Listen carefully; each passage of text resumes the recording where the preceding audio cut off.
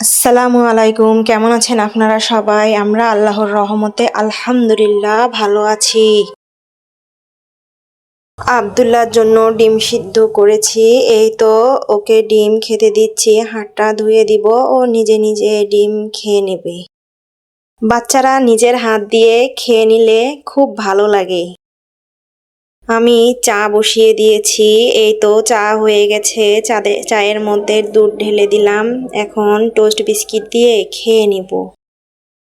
চা খাওয়া শেষ, এখন শাক বাছতে বসে পড়েছি। আজকে রান্না করব নাপা শাকের শোলখা। অনেক শাক নিয়ে এসেছে, একদিনে সব শাক রান্না করা যাবে না। আজকে অর্ধেক রান্না করব, বাকি অর্ধেক কালকে রান্না করব।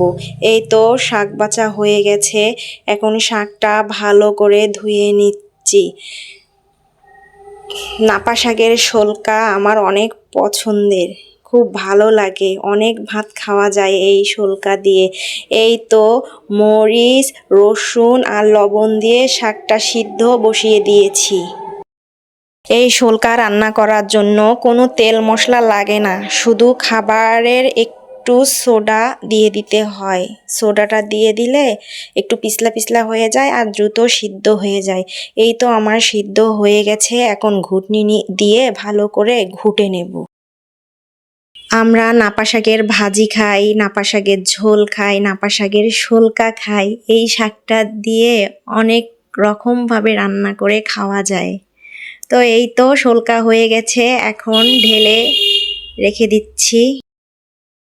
শোলকার সাথে তো ভর্তা থাকবেই, ভর্তা ছাড়া শোলকা খেতে ভালো লাগে না। তো আজকে ভর্তা করব শীতল ভর্তা, অনেক মজার একটা ভর্তা। শীতল ভর্তা করার জন্য রসুন, পেঁয়াজ, মরিচ ভেজে নিচ্ছি। পুরা শীতল ভর্তা করব না, পুরা শীতল ভর্তা করলে অনেক ভর্তা হয়ে যাবে। অর্ধেকটা শীতল ভর্তা করব, তাতেই অনেক ভর্তা হয়ে যাবে। তো এই তো ভেজে নেওয়া হয়ে গেছে, এখন পাটায় বেটে নিচ্ছি। লবণ দিয়ে বেটে নিয়েছি। এই তো বাটা হয়ে গেছে, এখন সরিষার তেল দিয়ে মেখে নেব। আজকে ধনিয়া পাতা নেই, ধনিয়া পাতা থাকলে দিলে আরো মজা লাগতো।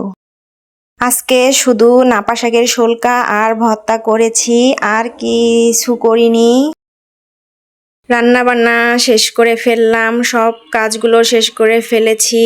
এখন তো খাওয়ার পালা, খেতে বসে যাব।